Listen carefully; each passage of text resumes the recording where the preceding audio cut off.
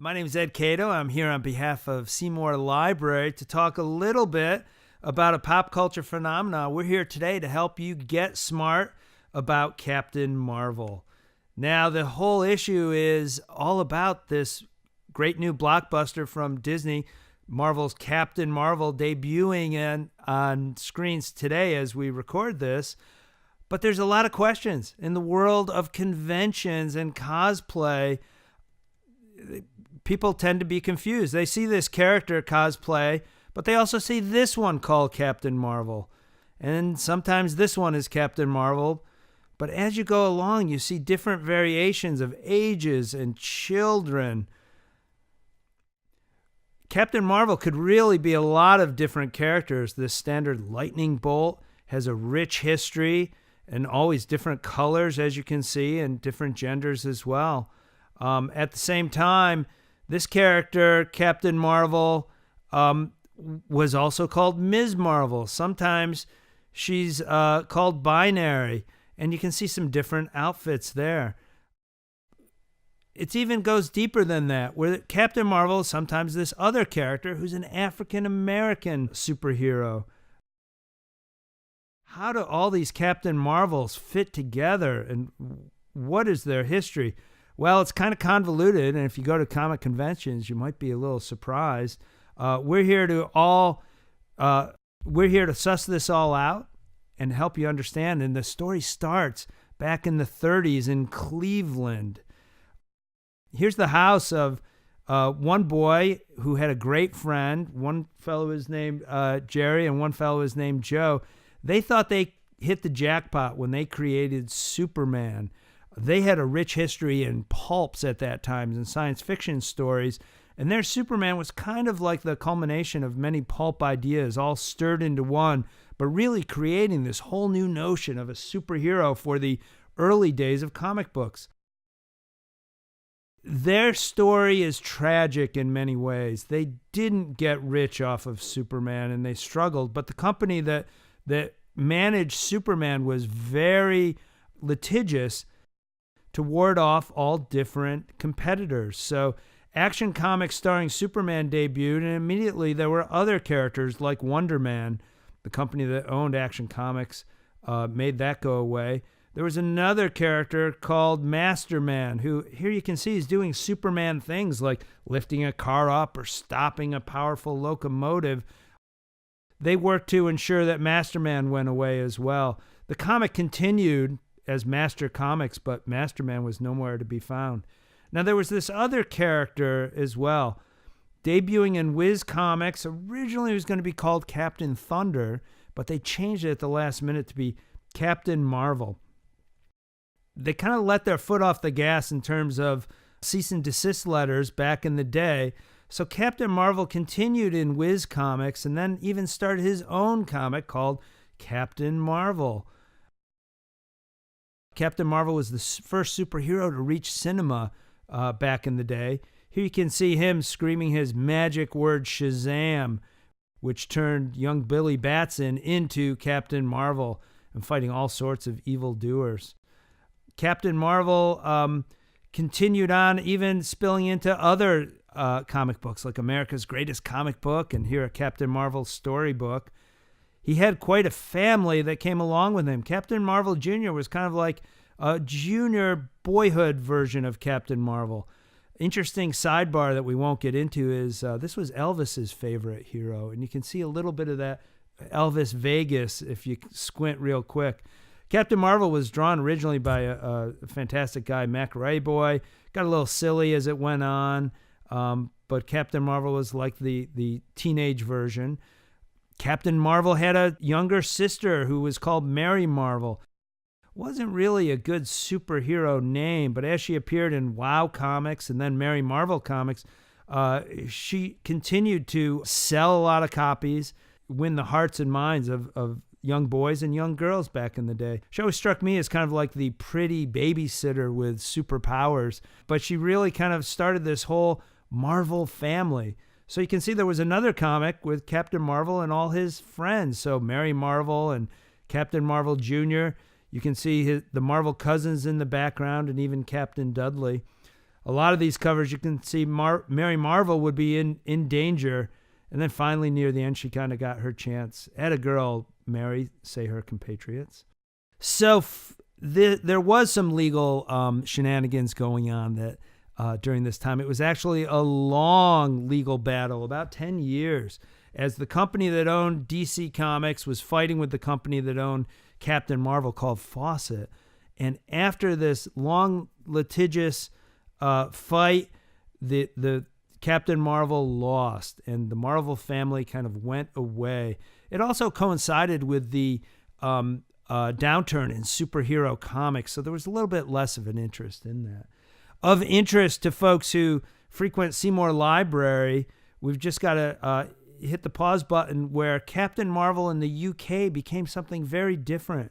So they adapted / stole Captain Marvel and called him Marvel Man. And Marvel Man and his buddies, Kid Marvel Man, Marvel Man Jr., Young Marvel Man, fought crime through the years.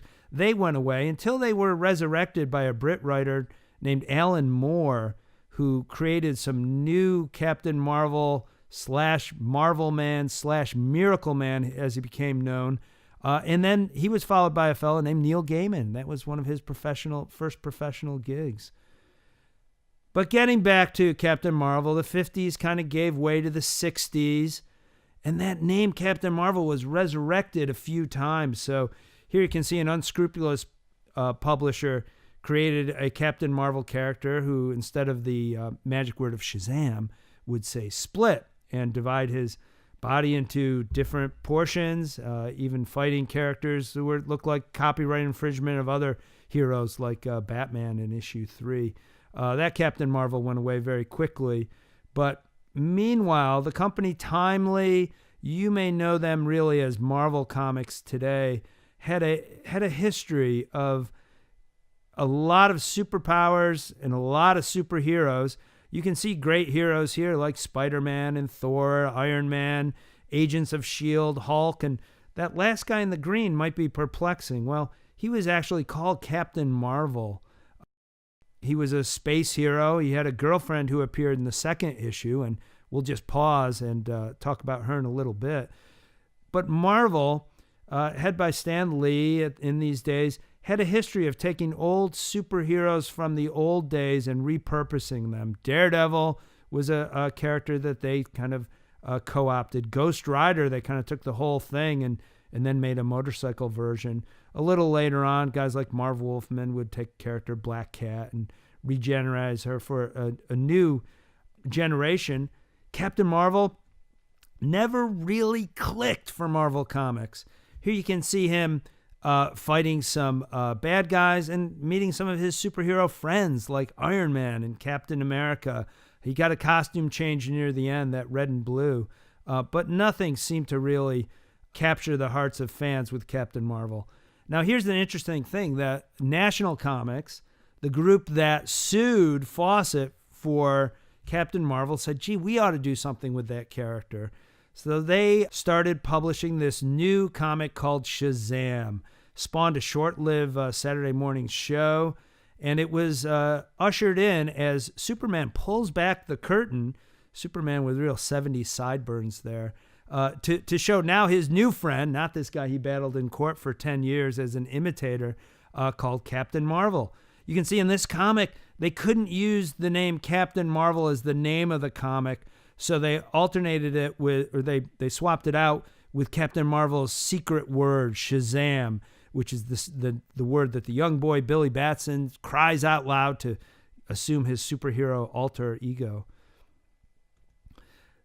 Didn't really click, even though there were tries at animation again. And then in the 70s, Marvel unleashed Captain Marvel one more time with a strong artist named Jim Starlin, who had a real cosmic style. And you can see here, he had this notion of having Captain Marvel fight his main antagonist, a guy named Thanos, who fans know now from the Avengers movies, right along with all the other Avengers, as Captain Marvel would lead them into battle. Captain Marvel kind of chugged along for a little bit here, And in fact, then in the 80s, they had the unusual idea of killing him off for real. Captain Marvel had contracted cancer way back in issue 34 when he fought a bad guy named Nitro who irradiated his body. And then, like in the real world, really suffered a finality that was unusual. Marvel wasn't done with that whole mantle, so kind of spinning on the heels of women's lib, there was this notion of Ms. Marvel, who was kind of like the female version. Now, this was the girlfriend of Captain Marvel that we mentioned in the past. She had that familiar red and blue outfit, and then she changed to black leather, and there wasn't anything necessarily progressive about her. So a fellow who lived in nearby Ithaca named Roger Stern had the idea, let's try Captain Marvel one more time, but this time she's black. So this was an unheard of concept back then, this character who many thought as a white man to become this black woman. She started off her super career with the Avengers, and she was a rookie, kind of learned the ropes, but very quickly she became leader of the Avengers, and she was the boss of people like Thor and Iron Man. Her name was Monica Rambeau, and in fact, if you look in the movie, she'll appear very briefly, and her mom appears in the movie as well. So this was a groundbreaking thing that didn't really stick. Meanwhile, the woman Carol Danvers, they were trying different identities, different superhero identities with her, almost like an adolescent trying to figure out who they're going to be. So here's a couple as Carol Danvers became a character named Binary and Warbird. Marvel experimented and had this great idea where they said, look, we have too many folks who are homogenous. Let's try and celebrate some other cultures within our country and across the world. So they substituted the woman who was Ms. Marvel with a Muslim American woman, and Ms. Marvel was born. Meanwhile, DC tried a few more times at that traditional Captain Marvel, who they would always call Shazam on the cover, and sometimes very cartoony, sometimes very serious, and nothing seemed to click, even bringing in big creators like Jeff Smith or Alex Ross, until the fellow who was Richard Donner's assistant and really ascended into the hierarchy of DC Comics came along with Shazam, teamed with artist Gary Frank. He created this fantastic take on the character that was a celebration of youthfulness embodied with like the superhero car keys. What if a kid could have all these superpowers? What would they do with that? That's what you'll see in the movie theaters. But meanwhile, this woman, Kelly Sue DeConnick, took her crack at Captain Marvel. And as she debuted her version in 2012, she really hit upon a lot of the fresh ideas and the new notions that the comic audience embraced. Not only men, but especially women. And there was no need to worry because her version of Captain Marvel was great for adventures, great for fun, a little bit about female empowerment, but really a lot more than that. Just great yarns with a good character. And that really became what is now going to be this blockbuster movie called Captain Marvel. Now, the strange part about it is right about the same time, 1 month later, there's going to be a movie called Shazam with that other guy, that other Captain Marvel. So we're in that strange situation where within about a month and a half, there'll be 2 Captain Marvels out in the theaters. One great thing with Seymour Library is you can see these at the theater and go back and see where it all started. Seymour Library has a number of different Captain Marvel and Shazam books in their graphic novel section, and we encourage you to read them and enjoy them. Thank you very much. I'm Ed Cato on behalf of Seymour Library, and look forward to seeing you in the book stacks.